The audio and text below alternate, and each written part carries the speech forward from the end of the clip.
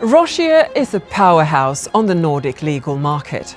It's known for shaping landmark deals and taking lead on high-stakes cases. From its commanding position in the Nordics, the firm ranks with the global elite. But this position was not reached overnight. Roschier stands on the shoulders of individuals who built, adapted and expanded the firm through wars, shifting markets and times of profound change.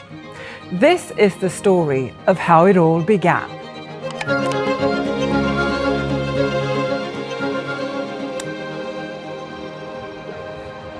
In 1911, at this location, Mikonkatu 2, in downtown Helsinki, Roschier's journey began. And it began with a remarkable woman named Agnes Amanda Lundell. Agnes Lundell was the first female attorney and first female judge in Finland.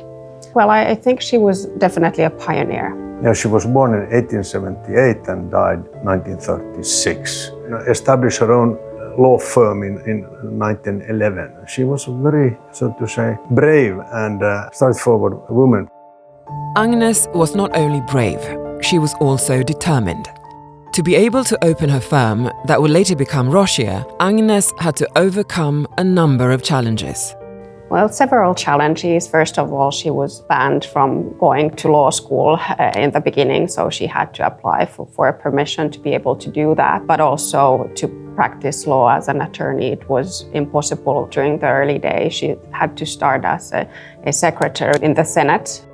And even that was at first impossible. She was told that, you can't come and work with us because we don't have proper official clothing for you, because you're not the man. So at first she was obliged to wear a white silk dress, which was quite unpractical. But that just goes to show that there were a lot of struggle. When she got a permit to practice as an attorney, she wasn't allowed to use her own name as a brand or the firm name. It was A. Lundell's law office, not Agnes Lundell's law office. But I think she probably enjoyed the struggle. She was a tough cookie, I assume. Agnes's impact as a trailblazer for women in law is hard to overstate. But she also left her mark beyond her legal practice.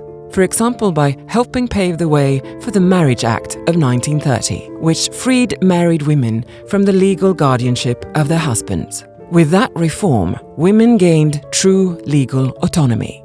One lasting impact of Agnes Lundell's legacy as a lawyer was the marriage law. 1930, she was taking part in the preparation of that law that emancipated women in marriage, a very important law that improved the rights of women.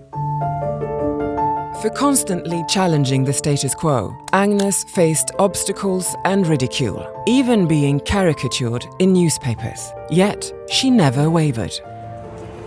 For decades, Agnes's role in Roschier's history was largely overlooked. But it has now been revived, for example through the Agnes Lundell Society, founded to honor her achievements and to inspire future generations of women in law. I think there was a time when we didn't remember Agnes.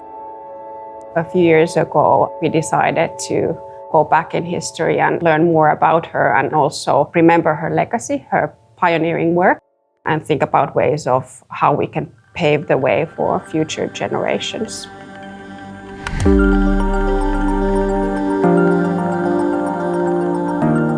Agnes passed away in 1936, and the same year, a then 29-year-old lawyer named Åke Roschier Holmberg decided to start his own law firm.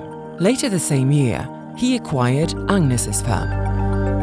Well, Åke Roschier Holmberg was our founding father who bought the business from Agnes Lundell's estate after her death. This was in 1936.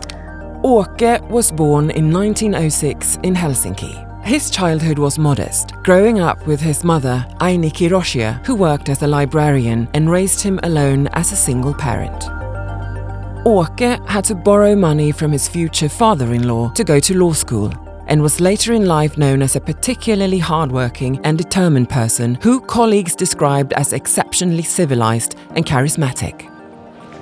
After acquiring Agnes's firm, Åke continued to grow the business at this new location at Keskuskatu 5.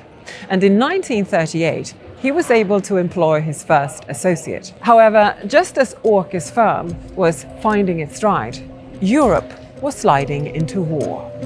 In August 1939, Nazi Germany and the Soviet Union signed the Molotov-Ribbentrop Pact, secretly dividing Eastern Europe into spheres of influence. Finland fell into the Soviet sphere. When Finland refused Soviet demands for territory and military bases, tensions escalated. On November 30th, 1939, Soviet troops crossed the border on the Karelian Isthmus, and shortly afterward, the Soviet Air Force began bombing Helsinki. And that's when Åke Roschier Holmberg had to go to the front and was a war hero. Records show that Åke Roschier Holmberg served by the front line and acted as a military judge during the Winter War, as well as later during the Continuation War. But at the same time, he was able to run his business with the help of very skillful support staff. So when he returned from the war, there was a business waiting for him. And actually, he also met an important colleague in the war, Arne Vaselius, who then became his partner colleague in 1944. Many businesses failed or changed beyond recognition during this dark period, but Roschier wasn't one of them. The firm not only survived the war, but thanks to support staff like the multi-skilled office manager Inga Sundgren, the firm actually grew during this time. After the war, when the dust had settled, Åke and Arne set out the new strategy for the firm. They had a strategy. They focused on business law only, whereas Agnes had been mostly on the family law side. Åke and Arne were more focused on business law and particularly on international business. Åke Roschier Holmberg and Arne Vaselius were two very different types. Whereas Åke was a big picture thinker with strong legal instinct, Arne Vaselius was a technocrat, a man with a fascination for the nitty-gritty of law. It was the ideal combination to steer the firm forward in the post-war era.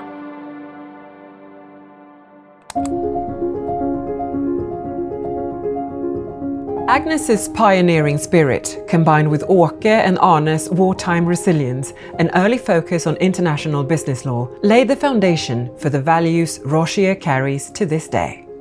I would say that our values are built on their legacy and the culture that they began. Both of them are truly pioneers. Agnes being the first female lawyer and first female attorney and judge in Finland. Åke Roschier Holmberg the same way. He was brave enough to buy the first female lawyer's business from the estate.